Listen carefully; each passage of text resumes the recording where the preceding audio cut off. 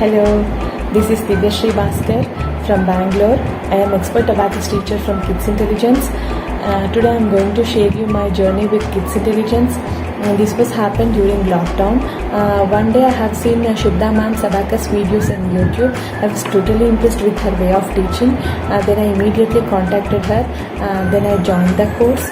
I have finished my training and I have given my exam. After finishing my exam, I have received these certificates. Not only with these certificates, I have came out with so much of confidence and positivity.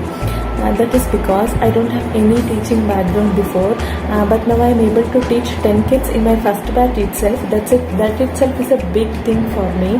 Now I am able to clear my kids' maths doubts, and now I am able to clear all the fear of maths for other kids too. It's a very happiest thing to me which has happened during this lockdown time.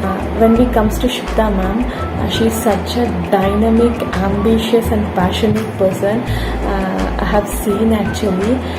She's such a lovely person. When I asked her that I want to join in this Abacus course, she encourages me. Yes, I will give you online course also. You can join from Bangalore itself. No need to come to Mumbai also. Like her encouraging words gives me so much of energy and support.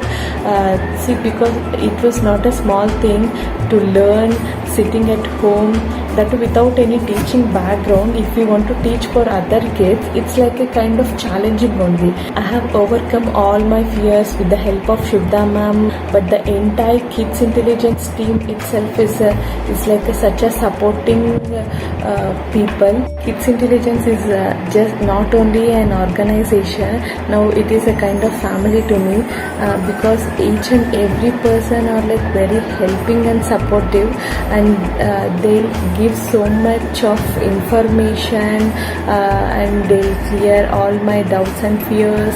And associating with the Kids Intelligence is the best thing that has happened till now to me.